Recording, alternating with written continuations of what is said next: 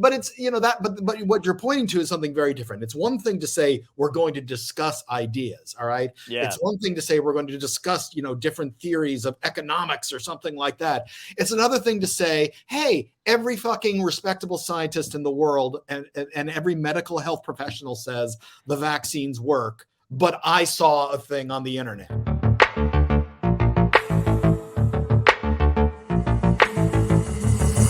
Dystopia tonight.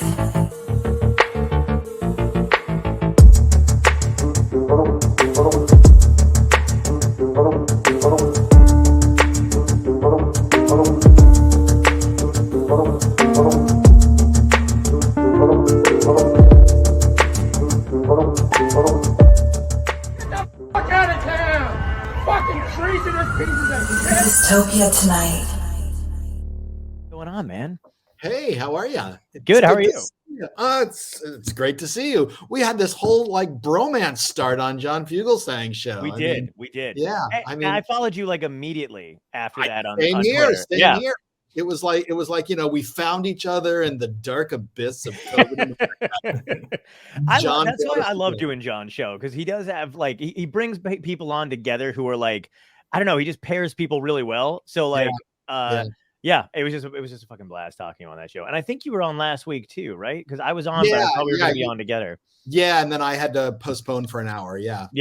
So I was because it was a bit of a tease.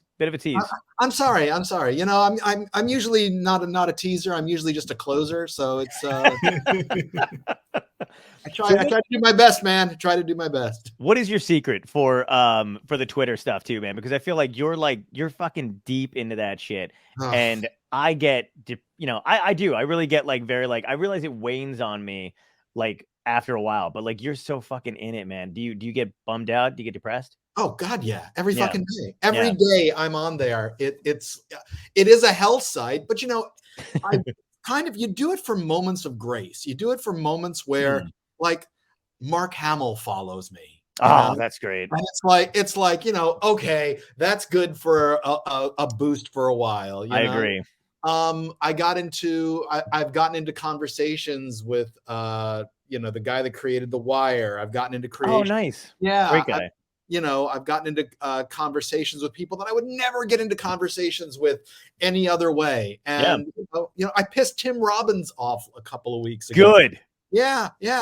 And he responded. I actually got into a little back and forth with Tim Robbins. That's so great. Over vaccination mandates. Yeah. And how disappointing was that when he fucking came out against anti-vaccination shit? That's nuts. Fucking crucifix in my heart. I mean, seriously. It was just awful. Dude, you're somebody whose politics have inspired me, whose movies have moved me to tears. Mm-hmm. And you've got this theater company that's fucking incredible out in LA, the Actors Crew. And it's like, come on, man. This isn't freedom. Freedom is getting vaccinated and being able to do shit. That's freedom. Absolutely. And the funny thing is you wonder what groups they hang out in. You know what I mean? Because I'm like, who got to Tim Robbins first? Was it, the Shailene Woodley? Was it, which Bobby Kennedy Jr., Yeah. I mean, I saw him once with Greg Palast and Randy Rhoads. I saw them all speaking together. It was amazing. It was this moving night on environmental issues, which used to be, RK Jr.'s thing before the anti-vax stuff. And then just to see this happen, it's heartbreaking. Yeah, it is. And even that, when you see the MCU people that are coming out doing that kind of shit too, it's funny that they're all the ones that are playing smart scientists. It's that one girl from Lost who I fucking hated when she was on Lost. And then I was like, all right, she redeemed herself a little bit. She's playing the Wasp. That's pretty fucking badass. And then, you have this genius and she's a fucking anti-vax person. And the other one, Shuri, whoever the hell Letitia Wright, I think. Yep. Letitia Wright. Yep. Got booted off the set for a little bit for not getting vaxxed. It's insane. It is. And I don't even understand anymore. I mean, there's so many reports every fucking day. What was it today that came out? It was something about the truckers up in Canada. Oh yeah. And the report, this couple had a 9-year-old that's in the hospital. I don't know if she's in there with COVID or something else, but her parents can't go see her because they refuse to get vaccinated, and the hospital won't let them go see their child in the children's ward, and they're like, you know what, this is more important. It's more important to not be vaccinated than go visit your 9-year-old kid in the hospital. Yeah, exactly. It's fucking beyond twisted, man. And the other thing that kind of fucking eats at me too is that comedians who I'm like a double-edged sword with that kind of shit, because I'm like, comedians are I'm a comic. I've been a comic for 16 years. There's a lot of guys that I respect, but I don't know why I was actually surprised that they took this hard stance against the vaccine, because I'm like, they didn't really handle the AIDS epidemic well in the 80s.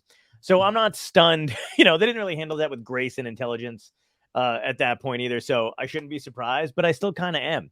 Like, they're all for the fucking Canada, what's going on in Canada and the protests. Which comedian? Now I'm curious. Which comedians are, other than sort of the usual suspects, who's supporting the? Tom's like, do not name names, and I'm like, let me give you a list.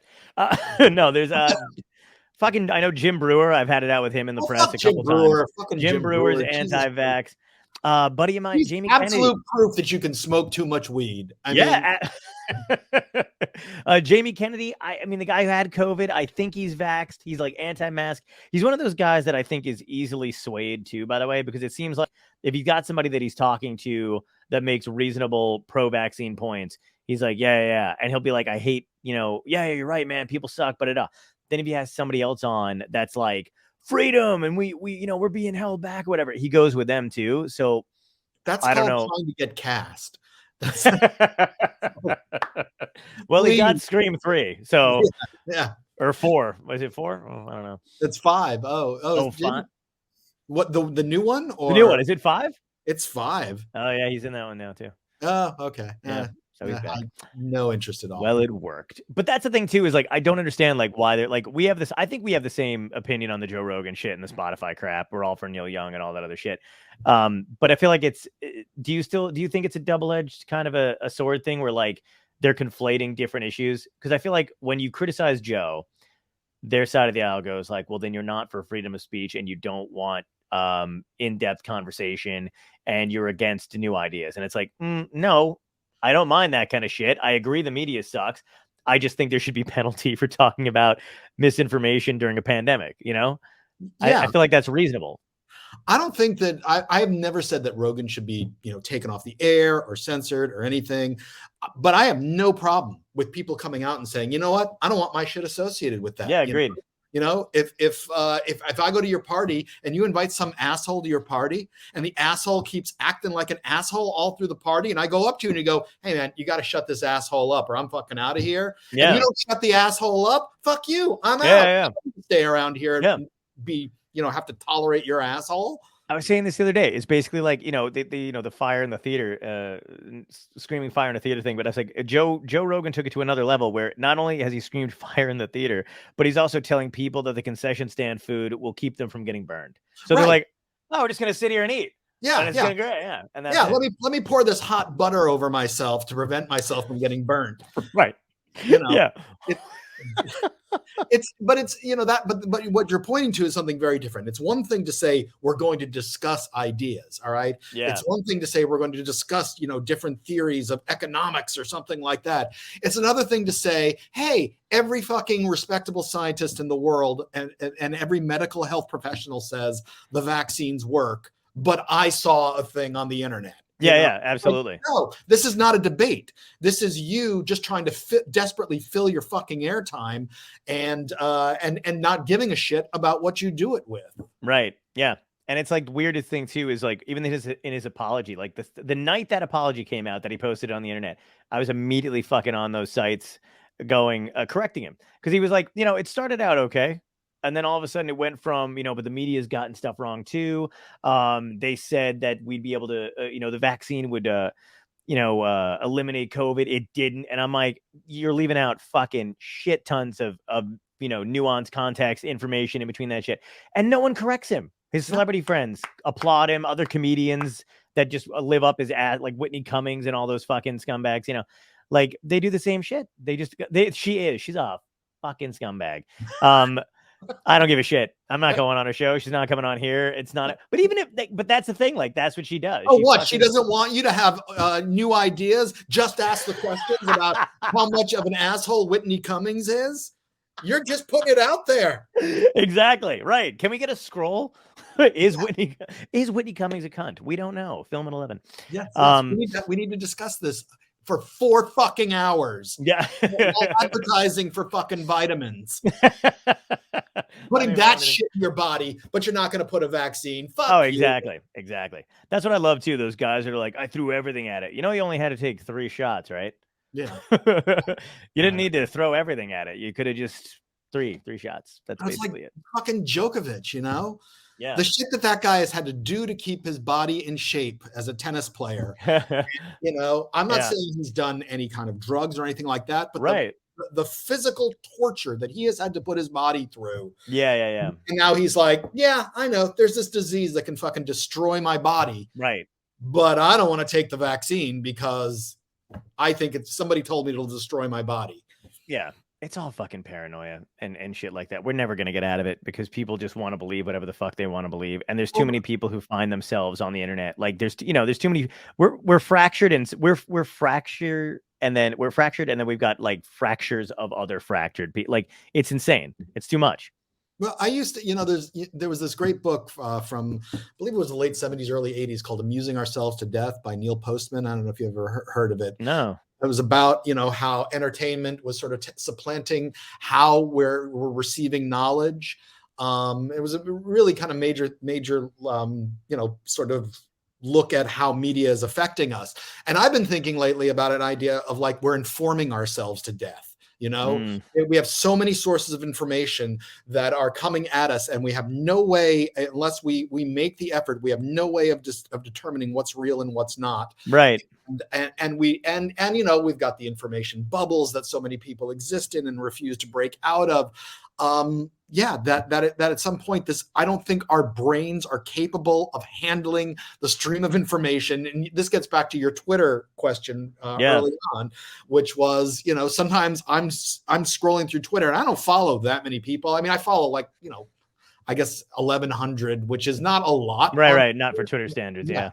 Yeah. And so even then, sometimes it just is like, my brain is like frying, like, oh, I could comment on this. I could comment on this. Oh, that's has pissed me off. Oh, what do you think that's really food? Fuck you. Yeah, exactly.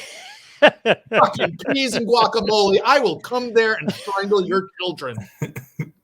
It is kind of great how like the roundabout way you'll go from yelling about real issues, and then but you forget and you're still on that train of like this stuff really matters, and then you do get like a McDonald's is the best burger, and you're like, get the fuck out, and you're like, oh, those people didn't deserve that. It was just right. I will rape your face with a porcupine, you motherfucker. Exactly. Fucking dissing Burger King like that. Yeah, and you're like, and that's when people are like, are you okay? And you're like, no, no anymore. Did you watch that? Because I know you had tweeted some stuff about Jon Stewart when he came out and defend, or no, the word on the street was that he was defending Joe Rogan, which I don't think he was. But then he had that woman on. I don't know if you saw. Oh my god, I can't think of her name, but she's actually, I looked her up. She's great. Sociology professor from blank. I don't know. We'll fill it in later. But she was on his show. And she was talking about, they had a big conversation about misinformation and disinformation, what it does, how to combat it, what they got wrong, when they were talking about it beforehand, how they could better themselves. And the interesting part about that is after the fact, of course, all these people started to write about that conversation. And so John and her are commenting on it in real time.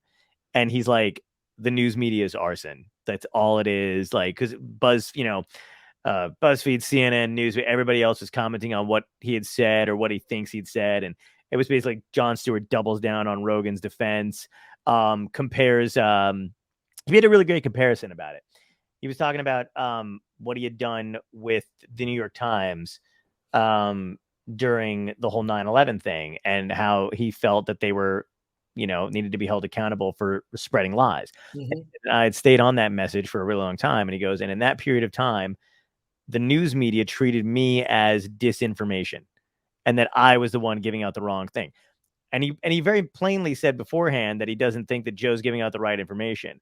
But he was very much like, who gets to decide what it is? Because clearly now that is absolutely true. The New York Times did, help propagate this war, and I was the one speaking out against it. And at the time, I was declared disinformation. So people were like, Jon Stewart compares 9/11 and Iraq war to, and it's insane. Well, okay, couple of thoughts here. One, which is that it's a really shitty comparison, because there are a lot of people in places of authority who said there were no weapons of mass destruction. It wasn't fucking Jon Stewart, as the lone voice of no, that's true in the country, and that makes himself sound like, yes, he was accused of giving misinformation. Well, at that point, he was having Bob Dole on his show. He was having John McCain on his show. He was having lots of conservatives that would come on the Daily Show. So of course there was an audience that was going to start accusing him of that. Meanwhile, there were tons of people in the media, politicians, all of whom were saying, no, there's no fucking weapons of mass destruction. People from, other countries were saying this. So not even the weapons of mass destruction thing. What's that? Not even the weapons of mass destruction thing so much, but more that that these news media outlets were held responsible for lying, like specifically lying and giving out. Not even the weapons of mass destruction thing, but like helping to, funnel. Remember that he had the conversation with a woman from the New York Times, and it was like basically a huge blowout on his show because right, because he was telling her that you got it wrong. Right. Like I'm actually kind of happy we've forgotten her name. I know, me too. I'm like, what's her name? The fucking asshole who did this. She doubled down on it then too. I remember that. Oh yeah, she did. But sorry, you were saying. But the other thing is that I do think it's disingenuous to compare even that, because again, there were lots of people who were saying the New York Times got it wrong. There were lots of people upset with the New York Times, and compare that to Rogan's misinformation to disinformation. I mean, you can go either way with that. Yeah. On how willful both. Is he willfully doing it, disinformation, trying to actively harm people, or is it misinformation? He's just a fucking moron. Right. I think he's a moron. Yeah. So swept away by his own audience. Right. And he's but there's such a weight of fact against Rogan. Yeah. That it's just simply not comparable. And by the way, my criticism of Stewart really, really was, and it was funny because nobody fucking believed me on this, because I commented after he made the first video about this podcast about it, and it was just, I'm sitting there watching it going, dude, you're not funny anymore. Oh yeah. It was like, you used to be so funny. Right. And so all I said was, hey, at least we're learning that the Daily Show writers really were important to Jon Stewart. And it was like, you just hate free speech, and a liberal turns on you, and all of a sudden he's got to because that liberal's not doctrinaire anymore, attacking him. I'm like, don't fucking Greenwald me here. Right. Yeah, you did. I read those comments. You got a lot of fucking hate. Yes, it was hilarious. A lot of fucking hate. It was like oh, if Stewart wants to be serious now, that's fine. I'm just saying, the man's not funny. The man's not, and it's frankly. And that's okay if he wants to be serious, Jon Stewart. But he's just doing this fucking thing, and I appreciate Tom here. I appreciate you. You're not cackling like an idiot at everything Jon says. I fucking love that you're not there just to blow him through Zoom or and make him think that every fucking thing that drops out of his mouth is a gem. Right. Just the opposite. I usually slide a dig in every so often. Exactly. If we could afford Zoom, I wish he would give it. This is like a handy network. The StreamYard's like the hand job of, it's dry. Yeah. Give him a pity dry handy. That's it. Thank God we're not sponsored by StreamYard too. Like StreamYard, the dry hand job of video calls. Pop out. We're cheaper than Zoom. Yeah, exactly. But yeah, no, I know what you mean, man. I mean, it's one of those things where like I think as a comic, I don't particularly care like whether or not he's funny. Like you know what I mean? Like in this realm, because I don't expect like if he's doing a podcast, I don't expect him to be. I don't know what he's doing, but he's made me laugh, not particularly on that one. So I don't know what people are watching all the time. His new show is not that, like, here's what I think about his new show. I think he'll get back to a little bit better jokes. You know what I mean? Like in the monologue, maybe in the beginning of that, some of them were funny. Some of them were dead on serious. And I think he's trying to distance himself from doing that kind of shit a little bit with this show. I think he'll wind up going back to it. I also think, do you remember watching Lights Out with David Spade? Did you ever watch that show? Yes. The monologues on that show were fucking killer. I mean, whoever he had writing. Then Comedy Central canceled it during the pandemic. And then he went and did a Netflix one that was supposed to be like, he covers all the Netflix shows. Yay. And then with 2 other comedians. And he did a little monologue in the front. Those monologues fucking suck dick, dude. They were like bottom rung downhill. And I think, I don't know, man. I'm not going to be that guy who's like, oh, like if you're trying to adhere to people's sensibilities. But clearly on Lights Out, it was just comedy writers being comedy writers, like with some sensibility. David doesn't go after people too maliciously, but like really funny fucking jokes. And then I think when he got onto Netflix, it was watered down. I don't know if that's I know Jay Jordan a little bit, one of the writers, and that dude that's on the show, that was on the podcast with him, the black dude. But I don't know the other writers, and I don't know how well they're doing those monologues. And I mean, really, the point was, I miss funny Jon Stewart. Oh, totally. Yeah. Jon Stewart can be serious. Jon Stewart can do it. He's earned the right to do whatever the fuck he wants. Yeah. My thing was that I feel like we needed his comedy, and we needed it during the run up to the 2020 election. Yeah. And it was like I totally get it. I totally get getting burnt out and wanting to get the fuck off of there. When I was I was just doing a blog daily. Mm-hmm. I was one of the bloggers back in the early. I started in 2003. Wow. I was part of that wave of bloggers that were like, "Oh, we're gonna change the world. Oh, you're gonna have to listen to us. Look at us. We can publish ourselves." And you had a live journal, didn't you? You can tell me. No, it's Blogspot. It's still on Blogspot. I have never paid for it. Oh, nice, very nice. No, I pride myself on that. That's cool. And that is cool. I mean, a bunch of us had live journals back then. There's no realm in which that's cool. You screwed the man. You didn't pay for your shit. That's great. I did. I sucked Google's teeth. It provided me with a free space to bitch about things. That's great. And but and I knew, and doing 5 posts a day and I did that for about a dozen years or more. A dozen years, I guess a dozen years. That's great. And I understand the burnout. I mean, when we got to Trump, it finally it broke me. It broke me. So I understand. It was like when after the election in 2020, in 2016. I mean, I said 2020 before, I meant 2016. Mm-hmm. After the 2016 election, I was like, I think that those of us who were so fucking wrong need to take a breath and do some examination, go walk in the woods for a little bit. Right. Rather than, get back out there and keep spouting shit like we didn't just make the big fucking error in American history next to the Iraq war. That's got to drive you crazy, though, that nobody fucking learned anything this time. I mean, yeah, we put Biden, but I mean, that doesn't mean shit. Like, that's lesson not learned. Yeah, no, it's not. It is a holding pattern. It is not allowing things to get shittier. And let's also be honest, the infrastructure bill, that's got some shit in it. Oh yeah. The distribution of the vaccines, that would have never fucking happened under Trump. It would have been, which states are tickling my balls enough, Yeah.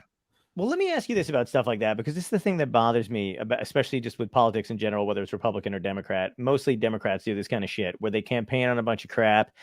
It all gets tossed out, and then they talk about shit that we can't really see. Infrastructure bill means diddly fucking squat to anybody other than you and I and Tom, who don't read up on this shit, who aren't nuts about it, who don't follow it religiously. So when you say, hey, but he got the infrastructure bill done, and you're struggling to fucking get your kid to a doctor, who gives a fuck, know? So there's that kind of shit that goes on too. But like, that's the kind of stuff I feel like when we're being jerked around as a society, as voters, like, because I know they're already pitching for the 2024 election and trying to scare the shit out of people.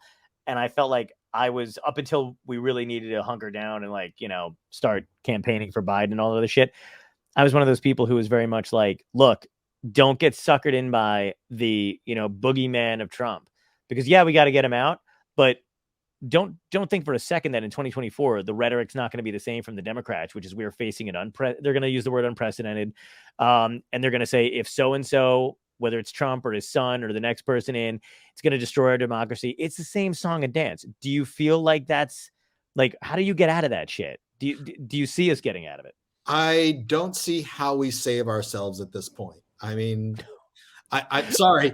I was hoping for, I know you at this point, but I was hoping for a smidge of optimism. Just wanted a dingleberry of hope. You're just like, fuck. No, I wrote something a few months ago. It was like, I think the bad guys are going to win. And I think we need to start thinking, what do we do when the bad guys win? Right. For me, I'm looking into my Italian citizenship. But I would love to move. Get that fucking EU citizenship, and all right. Yeah, exactly. I'm like, I can pass for almost anything with the beard and the hair. Oh yeah, including a terrorist. But there's nobody watches this, right? That's gonna be we have this time. We have viewers. This is great. That's gonna be the clip I use, just you calling me a terrorist on this show. That's what I'm gonna use to promote this one. Oh, good. That's you got to see what he looks like when he wears his favorite vest.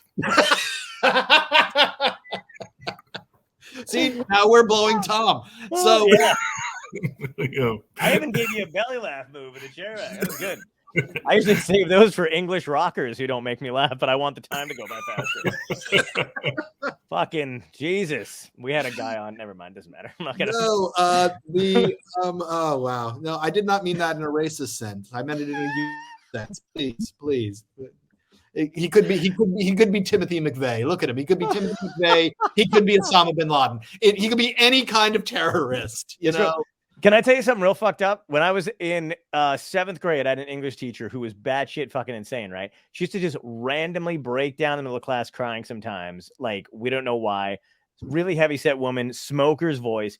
And out of the fucking blue, she was trying to make this really kind of bringing the room together, kind of like everybody's got a thing, right? And I'm me. And when I was younger, I'm Italian, so I have like the olive skin or whatever. I had like little round Harry Potter glasses, flat, like no real good haircut, flat hair, like Walmart clothes, probably whatever. I'm sitting in my fucking seat, minding my goddamn business, and she's talking to the kids that matter in the class, and she's like, "Everybody's got something. I'm overweight. John looks like a terrorist." And I just went, and I went, oh, and I remember thinking, I was literally sitting in my class, and I went, well, that's sticking forever. And it was only like the 3rd week of school. And I was like, cool. Cool. Here we are 30 years later. Yeah, same comment. And I just embraced it. Wow. Yeah. All this is getting cut. Excellent. Yeah. But that's what happened to me. And I was like, fuck, this woman just ruined my whole high school. But it was fine. Yeah. I took it in stride. Yeah, until they beat you up after 9/11 or something. Yeah, exactly. Until they were like, should we trust this guy? I was short then. I'm still short now. Nobody cares. Till the cops are rounding you up and right. You're trying to explain. No, yeah, exactly. Stop. I'm like, sorry, I don't know what to tell you. I always wear my turban like this. Fuck. We're a liberal show. Yeah, we are, and then we none of this is usable. Now we're sounding very, very, very Rogan-esque. Can we get?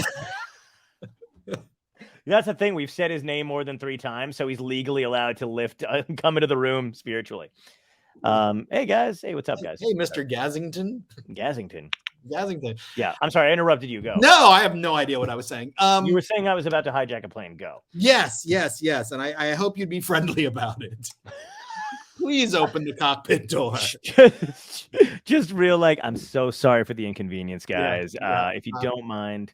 Yeah. John's a passive-aggressive terrorist. No, you're not gonna open the door. I will only. I'm a Gen Z terrorist. I text everybody, but I won't communicate with anyone directly. I'm like, please open the. Remain in your seats. I have no idea how we got to that, but I don't either. But it's great. No. But you made me think about school and how much our teachers fucked us up. 100%. Yeah, I mean, because I grew up in the South. I grew up in Louisiana and in Florida. I mean, I was born in. I would have never guessed that. Well, I was born in Queens, and okay. But I moved when I was 4 down south. Oh, were you between jobs? Yeah, no, it was the great Jewish migration of the 1970s. Like, New York sucks. We got to get down to Florida. So we moved down there. But anyway, my 8th grade middle school teacher, my social studies teacher, was this older white woman, and she's teaching us Louisiana history. And we had a textbook that barely mentioned slavery. It was about the economics. There was a section on the economics of Louisiana in the 19th century, and it didn't mention slavery. And it's like, that was the economic system of the 19th century before the Civil War. But anyway, so she tells us, we get to immigrants, and she says, she tells us, this group, and it was a mixed race class. She says, I would rather have been a slave than an immigrant in the early 19th century, because free boat trip. If you were a slave,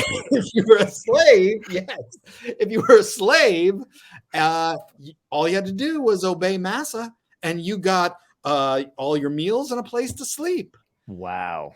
And even at that age, like, I'd seen Roots, It was like, I don't think that's right. I watched Kunta Kinte wasn't treated real well. Right. And but the rest of my class totally bought into it. Like, it was better to be a slave than an immigrant.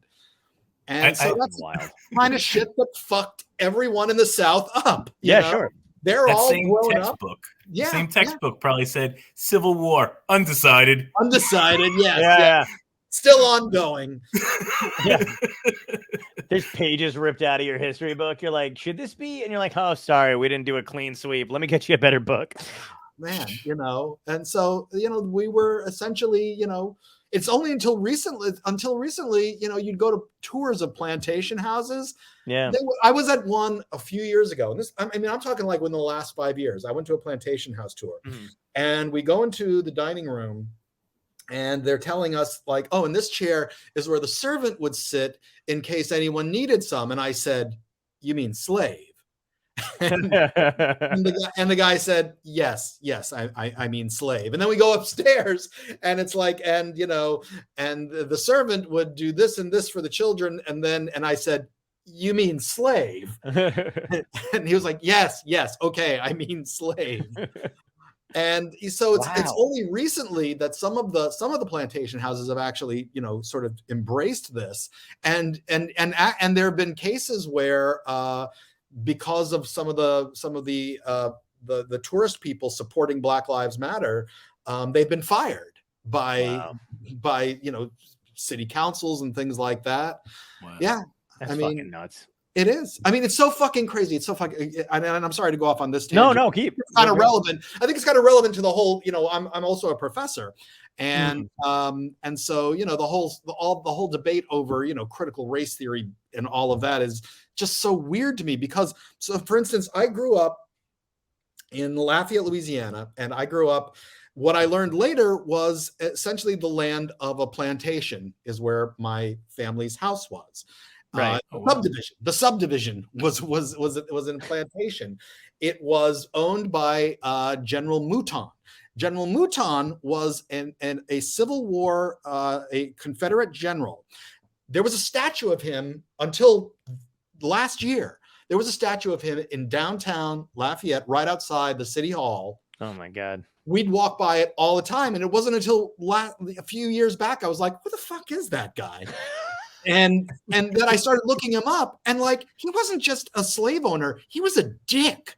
Wow. Because he led groups that would go around, not only capture and escaped slaves, but if you were a slave owner who was kind to your slaves, his group would come along and beat the shit out of you. Holy shit. Yeah. And so wait, the story gets even crazier, because First of all, he was a shitty general, and he died like in his first battle, and that pissed me off even more. Like, then why the fuck is there a statue here? Right. Yeah, just shitty human being, not even good at the one fucking thing that the South needed him to be good at. Right. And so he had a brother, and his brother fell in love with one of the slaves, of course, that they owned, and freed her. Oh. And they freed her, and then once she was freed, they stayed together. This is unlike Jefferson, who didn't free Sally Hemings. So it's a little better, but still, that's a little better. Again, the brother of this absolute cunt, and then he marries her, and together the two of them use the fortune from the family and the plantation to open schools for the kids of freed slaves. Wow. And that's what they did. They started a bunch of schools. So, and then when he died, he didn't want to be buried in the white graveyard. He wanted to be buried next to his wife. Yeah. And so that's why didn't we learn about that? I never fucking heard about that. You want to get even more mind blown? Let me get this is just my one little tiny corner of the South. There's stories like this shit all over. So 20 miles from where my family lives is the town of Opelousas. Okay.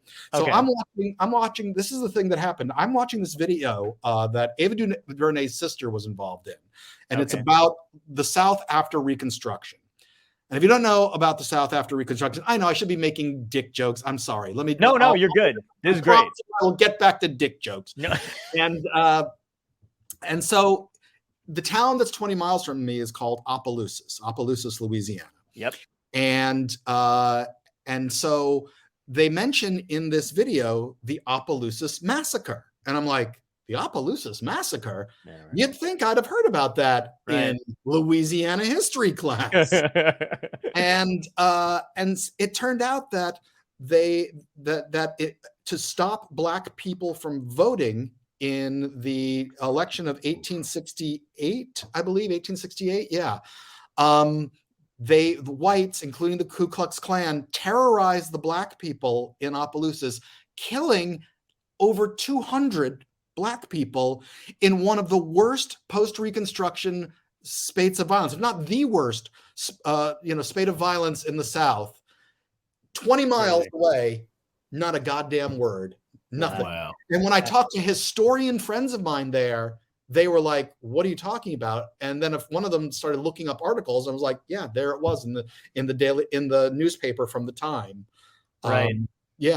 Like lost to history. So when you talk to me about, we can't teach the real history of the country, I'm asking, when the fuck did we start? Oh yeah, absolutely. There's so much shit that we found out. My friends and I found out fucking years later. Like even just from simple shit like Wikipedia. Like if you're just goofing around on there when we were younger, like as soon as we got out of like college or whatever, like looking around on that shit, it's like shit that you should have learned that you didn't learn about Egypt, about all that other shit. Like it's just stuff that they just leave out of basic history, and then they shit on you if you actually. I remember a couple times asking about certain stuff in history, that had to do with, like, I wanted to learn more about, because I didn't understand, Egypt, the Jews, like that kind of stuff. We learned about ancient history. Wanted to ask more. And if it wasn't specifically what the fucking book had said, because I had friends who were Jewish who obviously learned some different stuff or whatever. I was born in Brooklyn, so like, you just grow up around people, become friends with them forever. So they have a different history, obviously. They know more shit than necessarily my little school in, Tom's River back in the day would have learned. And you bring stuff up and it's like, fuck no. If it's not in this goddamn book, it did not happen. We cannot learn it. It's not on your test. Stop bringing it up. And you're just like, okay. Isn't that, but we accept. I was just like, yeah, I guess if it's not in the fucking test, what difference does it make? It's weird. Right. And then most people don't end up questioning that, and they come out. You want to talk about the shit that should be discussed for 4 hours and questioned and all of that. This is it. Not whether or not, ivermectin should be prescribed. Right. Yeah, exactly. Yeah. And that's the other thing too, is I don't see any fucking harm in, like, that's why, like, I, during COVID and stuff like that. I mean, it's still COVID, but like, when people were out of school and whatever, like, what are we going to do? And I'm like, I don't know, anything else, because they're not fucking getting what they need. It's babysitting at this point. And like, I get it. Like, you know, I like the idea of having people be more well-rounded, but if that was the actual case, that'd be fine, except that they're fucking not. Like most of the time you go to college and it just, you know, pounds fucking, you know, square pegs in a round hole, you know, like that's what it's there for. It's there to push you out into the system to get you to work in a certain way. Unless you've got a specific field or career in mind or something like that, then it's just like, it's all these like little lost souls wandering around, you know, and they just teach you kind of what you need to know. And then that's it. Yeah. And they just keep taking away any chance to learn something that might expand your horizons in so many places, you know? Yeah. Well, that's what I don't understand. What do you, when you're you're still a professor? Oh yeah. I'm the chair of an English department. Fantastic. Let me ask you this. I'm what is it? What was the I'm bona fide. Oh, very nice. I'm bona fide. A lot of my friends have been leaving teaching, you know, especially after the pandemic too, but like, because I've heard a bunch of school systems are doing this kind of thing where like they're regimented to the time allotted to them for each subject. And if you go beyond it, even if a student needs help, you are basically reprimanded. Like they literally, some of my friends had like people walking around in the halls, and when everybody was supposed to switch to, you know, whatever the fucking next thing was, they would look at the time, look at the clock, tap on the glass if they'd still talking about, if they'd heard that they were still talking about like history and they were supposed to move on to something else or a specific part or whatever. Because my classes were split up in some history, some economics, and you had to fucking stop teaching history regardless of whether you're done with the lesson. Yeah. And that was like, they weren't even really doing it that hardcore for everything then, but now apparently that's like everything. And some of them are like, I can't teach. I don't have the freedom to teach the way I want to. I can't go in depth. Do you find that is everybody frustrated with that on every level? I mean, you know, I'm not going to speak for high school teachers or elementary school teachers because that's something that I could not do. We have a great deal of freedom. I mean, I have a ton of freedom. You know, I taught. It's very funny. I taught a play by the writer Christina Wong. She just recently had something in the city. And New York City, Manhattan, for those of you. I did the same thing with somebody who was from, Chicago? And I was like, yeah, the city. And I was like, fuck. Yeah. And I'm like, you got to understand, you're the second, you're not. And the funnier part is a lot of our people that watch from Europe, the Netherlands, England. So the city meant nothing to them from us. It meant Amsterdam. And they're talking about Amsterdam. Well, good. The city. It mentioned white privilege in the play. And I got a angry phone message at my work from somebody telling me, you're teaching my kid about white privilege. And I swear it was the greatest. I teach at the College of Staten Island, which is part of the City University of New York, which, by the way, it doesn't sound like it. It's a beautiful campus. It is. Yeah, I've been there. Very nice. It's a lovely campus because it's the former Willowbrook State Hospital that made Geraldo Rivera's career because they tortured kids with disabilities there back in the 70s. Yeah. I was just going to say, you forget you're in Staten Island, which is a bonus, but now you fucking told me that, I'm never going to be able to know. Oh, yeah. No. No offense, Tom. I love telling kids, you know, when the wind is howling through the buildings, like, you know, that's the cries of the lobotomized, of the abused kids that would sit in their own filth all day until Geraldo, back when Geraldo was a fucking hero, he jumped the fence and we didn't film there. But anyway, so I get this voicemail saying, you know, you just keep your liberal beliefs to your fucking self, or I'm going to call your boss and it's going to be everywhere. I'm going to go to the media. I'm going to do all this. And I'm listening to this going, motherfucker, I'm tenured. Yeah, exactly. Yeah, you know, exactly. You're like, go ahead. I could sacrifice a kid at the front of the classroom and they'd still have to have a hearing on whether or not to fire me. Listen, if you get pressed, you might wind up like Jordan Peterson and be making like fucking bank. Well, that's right. Yeah. Get him. Let him do it. That fucking guy. You know what's the worst thing is when you hear him talk, because you see him and you're like, oh, he must sound very serious, and he just sounds like somebody stepping on Kermit the Frog's balls. That's what I said. I said, what did I fucking call him on Twitter the other day? Andy Kindler retweeted it, which is a sense of pride. I love Andy, but he was basically just like I said, you sound like a busted Kermit the Frog doll. You know what? You and I made the same joke like within 5 minutes of each other about Kermit the Frog. Absolutely. But he does sound like that. It's that weird. Yeah, he does. He sounds like that. And so, and you know that we need to get the people are sensitive, but they're also out of control. And you're just like, dude, shut the fuck. Like I can't believe the amount of little lost boy alpha male wannabes that follow that guy. That's the thing I love about the alpha males, which by the way, there's no such thing as an alpha male in a wolf pack. I just want to bring that up. That doesn't exist unless there's something damaged within the wolf. Like, you know what I mean? Like, because wolf packs don't have alpha males, they have parents. And they follow the parents of that pack. That's normally what it is. If there's ever like an alpha male, they're crazy. You know what I mean? It's like that hobo in fucking Times Square who screams at his, it's like that kind of shit.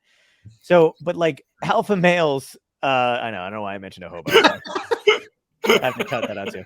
Now I'm disparaging poor people. It's a real weird episode tonight. I'm just gonna tell people the heat's on a little too high in my house. I'm like, are these lights hot? I just pass out, slam my head off the desk. You guys take over. It's fine. So anyway, the alpha male thing. It's like these guys constantly talk about how they don't need anybody. They do everything on their own, but they will literally weep if Jordan Peterson says they're a good person. You know what I mean? Like they're like, Jordan Peterson crying is probably one of the and you're like, dude, shut the fuck up. You're not I thought you're supposed to be the tough guy. I thought you're supposed to be the loner, doesn't need anybody, taking care of his family.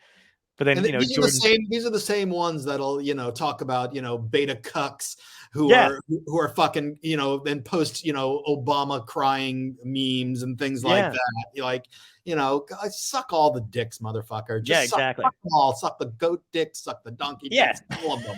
It's like anybody that needs Gary V, that fucking snake oil salesman. Have you seen that guy? No. Oh, you're lucky. He's on the other. What? Tom, you don't know who Gary V is? I do not know. You know what? I don't need to descend into every shithole in the internet. Oh, we're going to bring you there. Oh, God damn it. Get your boots on. Roll those jeans up. We're going to go trudging. Yeah, Gary Vee is another one of those guys. He's like a motivational speaker / TikToker / whatever it is. And everything he fucking tells you to do, it's like it sounds great, man. Like it really does. Like he's a little better at it than Jordan is. Because he's very much like, you believe in you. And like the music's playing and like fucking Coldplay and shit. And whatever. Like it's always Coldplay. I don't know why. Is that really the alpha male? Yeah, right. Exactly. Yeah. See, Gazington. Gazington loves Gary V. Yeah. Everybody, people, I'm telling you, this guy fucking doesn't give you. Here's what those people kind of do. People like Gary V have a system where they tell you they tell you how to be them, which is near to next impossible because he's a fucking billionaire, right? This guy makes more money selling, fake hope and quotes and feel good shit. He gives speaking tours. He's wearing like $1,000 jeans, whatever, but he basically tells like lost souls or lost boys how to do it. And he's like, you got to do your own thing and you got to go out on your own and you got to believe in yourself. And then if that doesn't work, you fucking come. Like one of my friends wound up talking to him and I felt really bad for her because she was like, I can tell just by looking at you that you know what you want and I'm like, oh, it's such fucking bullshit. Like, and then he tells you what to do. And those people do that. So you'll come back and then you come back to listen to him again. Yeah. And it just becomes this cyclical addiction thing where you're like, I'm going to listen. I'm going to do what Gary Vee said. I'm going to believe in myself, but there's no work being done. You can't just sit around believing in yourself. That doesn't work. You have to fucking do shit. And then like he'll that way. Yeah. And then you go back to him and then he talks about kind of doing shit a little bit more. He's like, well, what you got to do is, start that business. Fucking start. No idea how. Doesn't have the skills to do it. Doesn't have the money to fund it and do it. He's just like, you go out and do it. And then these people do, and they lose their money and they go back to Gary Vee. And they're like, I did this and I did this. And he's like, well, dude. And then by the end of it, he's like, sometimes it just doesn't work out. And you're like, really? All that money? I bought your book. Fucking open with that. Yeah, exactly. I bought your book. I fucking came to your TED talk. I got to meet you in person. I waited on a Zoom call for 4 fucking hours to see you for 15 seconds. And then now you tell me that's what he does. And he builds. I would love for you to be a motivational speaker, John, that opens with, first off, sometimes it just doesn't work out. It doesn't. You gotta know that up front, all right? I'm being honest with you, so if you're staying, you're doing it with that knowledge. If you're giving me money, I will take it. Yeah. But you are doing it with that knowledge so I don't feel like shit when you fail. Basically what I open my shows with. You were giving me, I just want to be clear, guys. You were giving me money to tell dick jokes that may not work.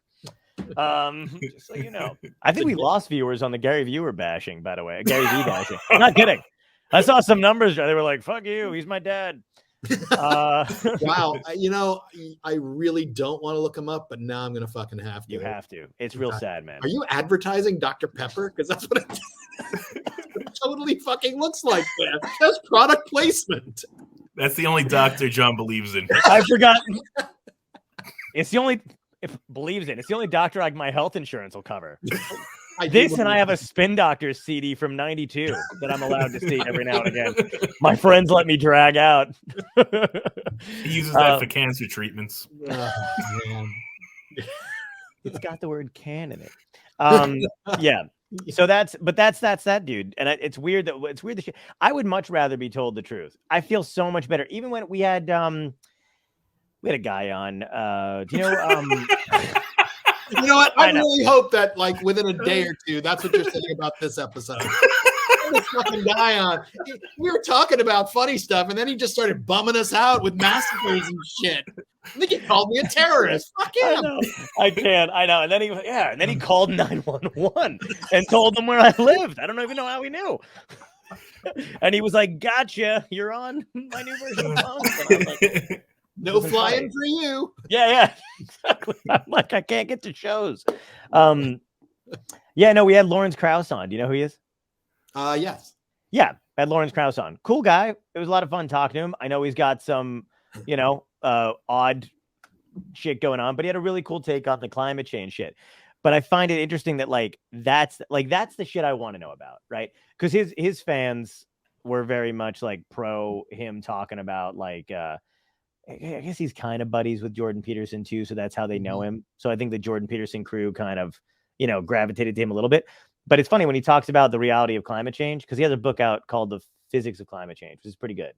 And it basically just kind of breaks it down in a way where it's like, you really have to stop telling people that we don't have that much time left. And he's like, because it's not technically true. We don't have a lot of time left for everyone. Some people are going to make it and life's going to be shit. But the fact of the matter is, it's not going to be this one cataclysmic thing that ends everybody. It's like, it's going to be this long drawn out process. Yeah. And I found an odd amount of comfort in knowing it. I don't know why. I don't know if that's where I'm wired, but I would much rather hear the truth. That actually goes right to my plan for climate change, which is to die before it gets too bad. Totally. Which is why I drink Dr. Pepper. Anything that erodes my insides faster, I'm for it. Yeah. But do you feel like that? Do you get like, I like when people just fucking say flat, like even COVID shit didn't bother me that much when I knew exactly what the road ahead was going to be like. Oh yeah, no, I absolutely want to hear the honest truth, and I also want people to fucking follow through. That's the other thing. Yeah, I didn't know we were gonna lose on the COVID shit. Yeah, I don't understand what everybody's so angry about because they fucking won. They already won. You know what I mean? Like we never had a real lockdown.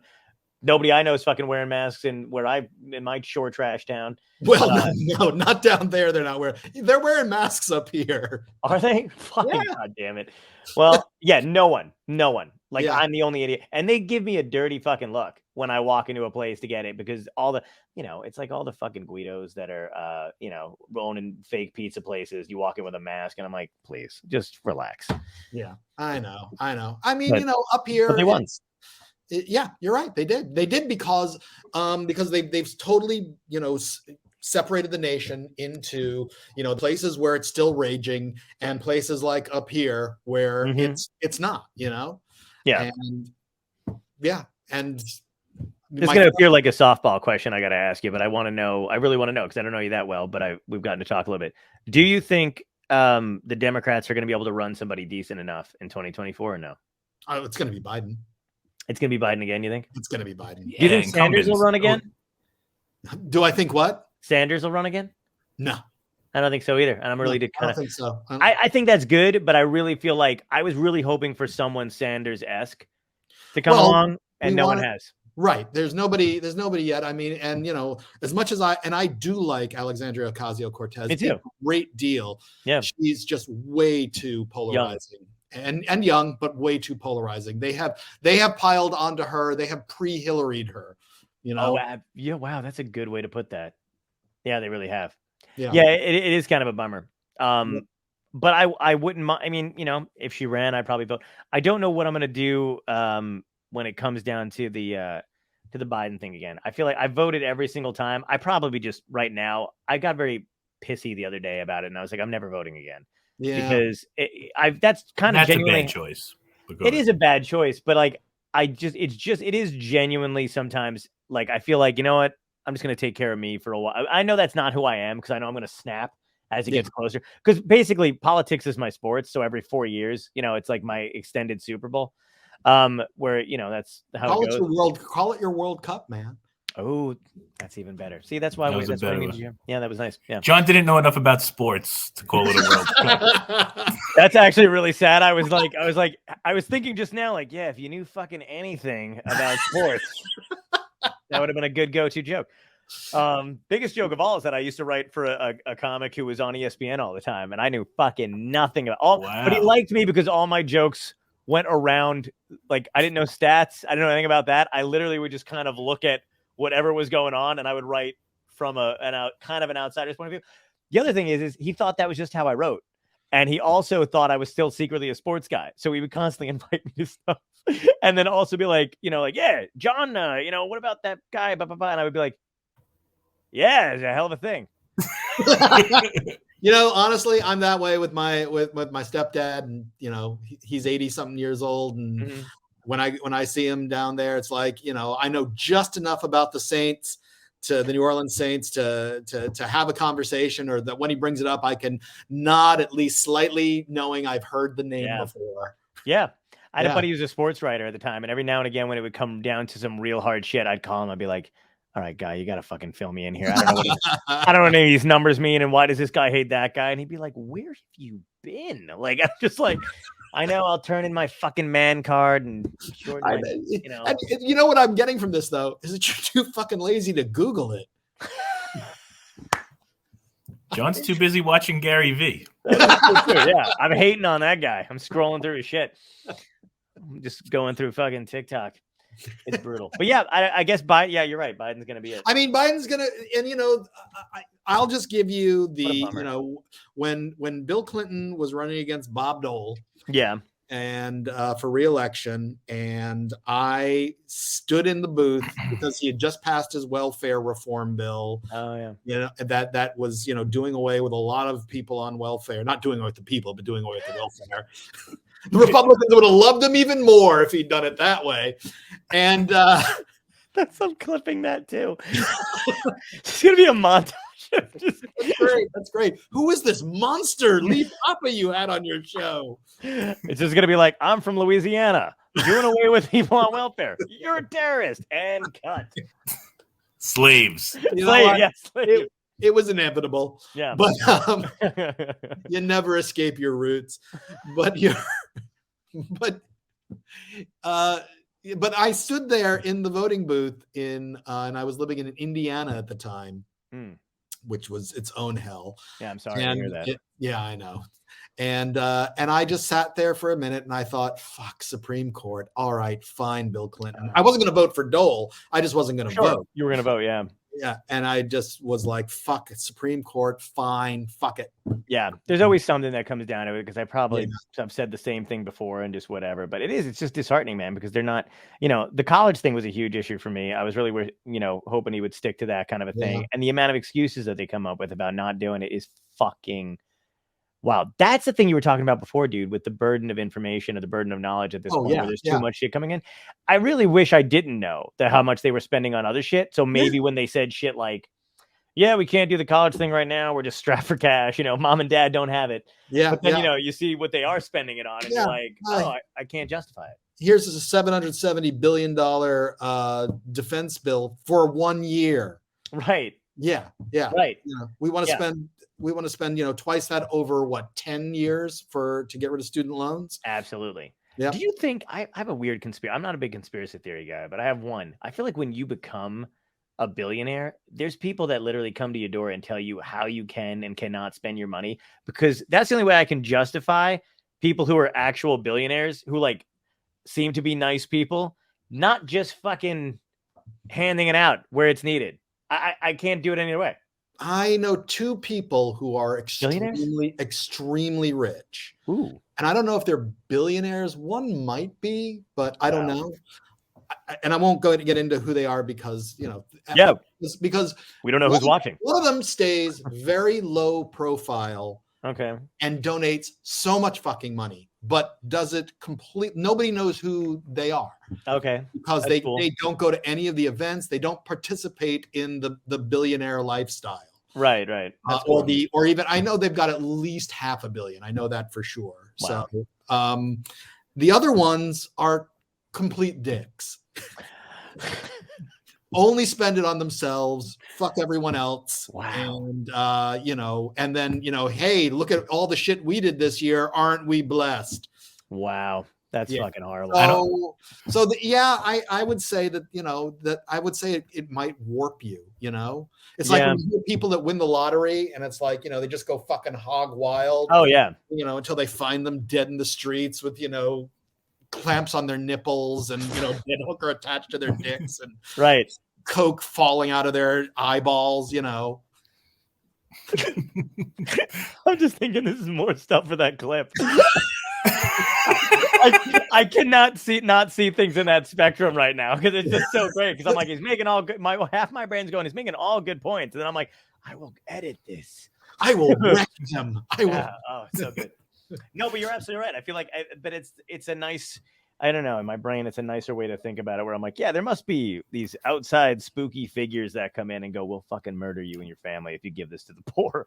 Or but that's how they get there. If they were nice people, you're not going to get to that B level. I also agree with that too. Aside from his friend who apparently donates a shit ton of money, I feel like anybody that's a CEO, I don't think they didn't get there without stepping on a few necks. More than a few necks. I got a great quick billionaire story. I have a friend that worked at a company. Know one but me? Yeah, I've met him. So now he works for this guy. He was doing a party for him. Mm-hmm. We figured out that he made something in the realm of, it was like $2,576.86 a second, even in his sleep, right? From his yearly pay.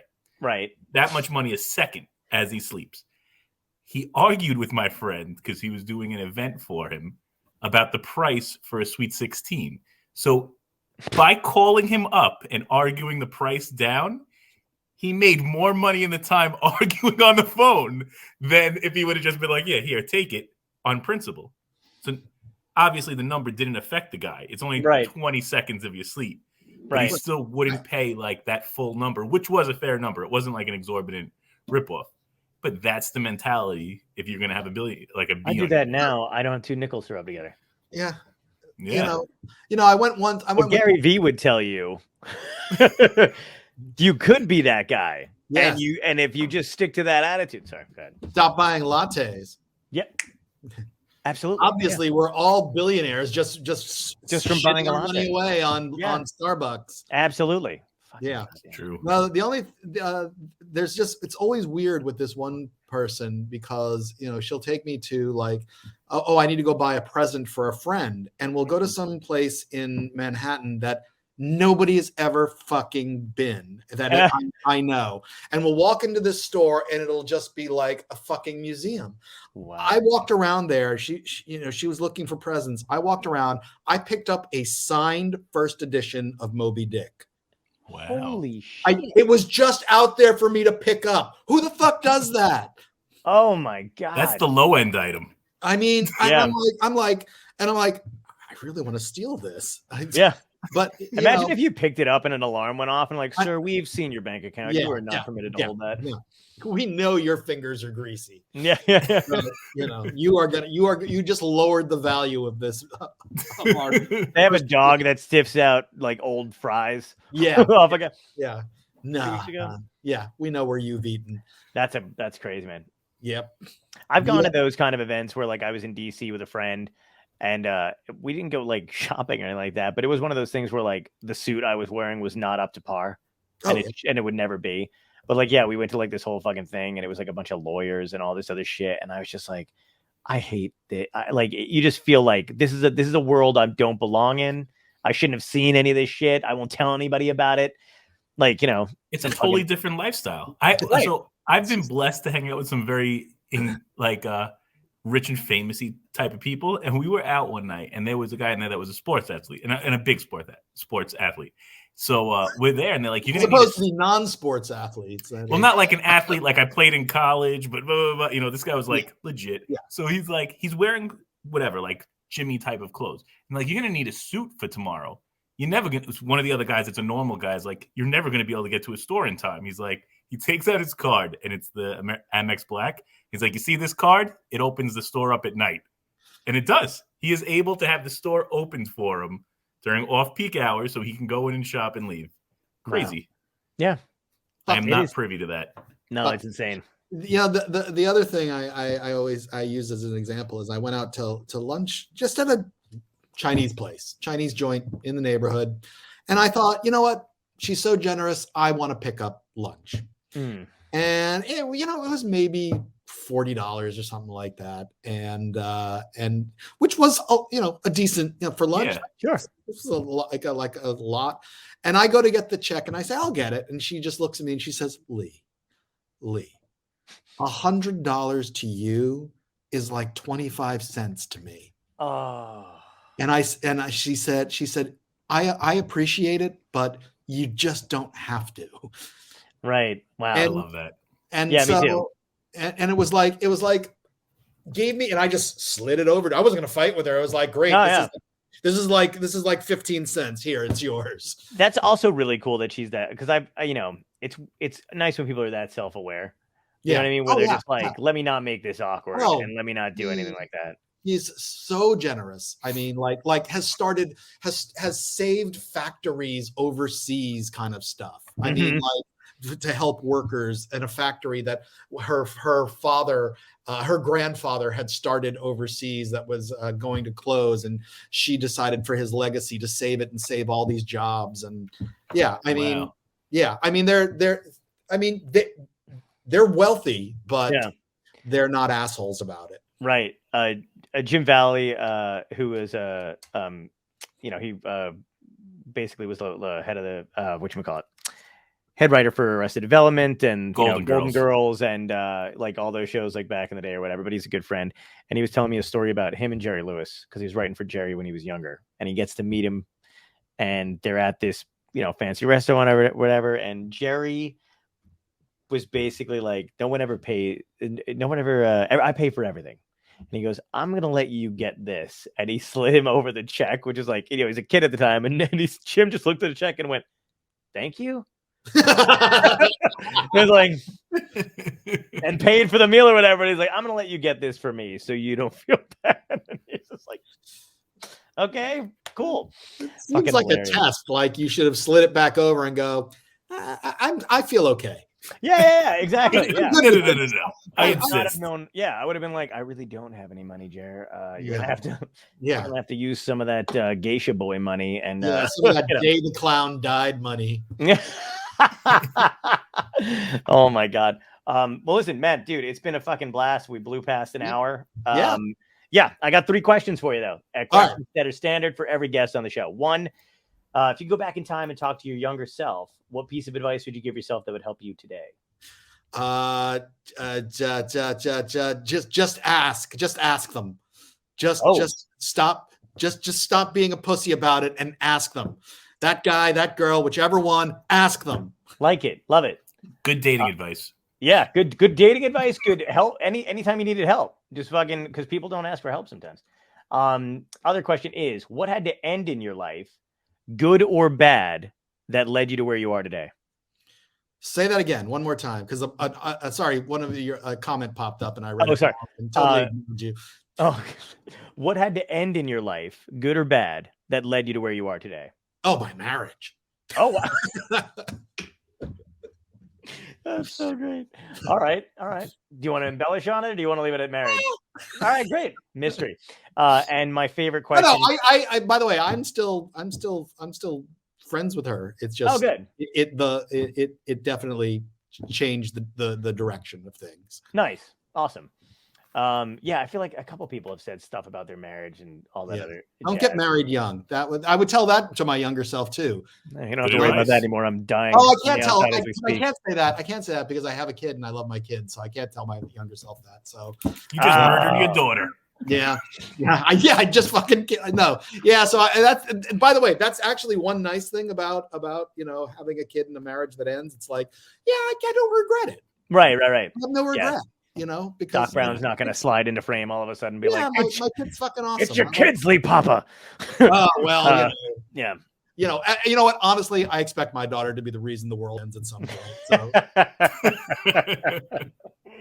All right, and last question is, if this was a genuine dystopia, aliens, zombies, fucking, volcanoes, comet heading toward Earth, what would be your epic death? How would you want to go out? Oh man, an epic death. Yeah. Because you see, this is the thing. I always piss people off when they're like, when they're talking about like, oh, there's a zombie apocalypse. What would you do? What weapons would you use? Where would you hide? What would you do? And my response is always, I'd fucking kill myself like immediately. It'd be like, who the fuck am I? I'm going to sit there and, suffer and watch people die and maybe die horribly myself so I can then rebuild the world. Fuck that. Right. I'm tapping out early. All right. Yeah, all right, I would have been in that first season of Walking Dead. I'd have stayed at the CDC. Remember, it blew up and have been like, I'm good. I do remember that. Yeah. Wow, that's fucking great. That'd have been, and I wouldn't have been all serious about it. I'd have been like, no, you guys go. I'm sure some of you are going to be fine.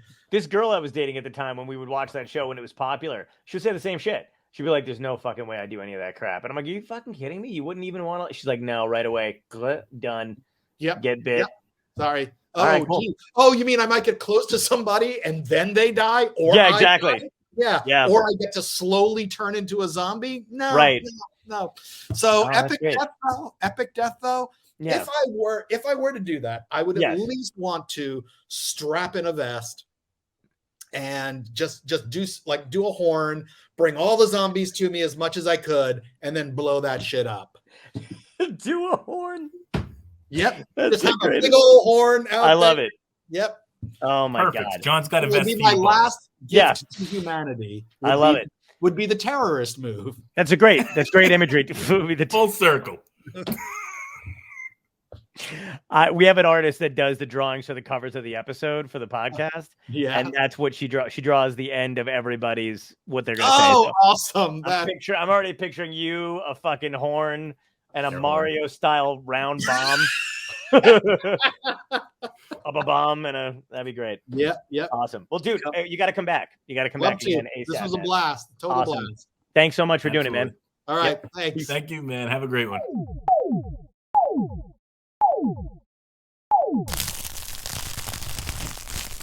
Dystopia tonight.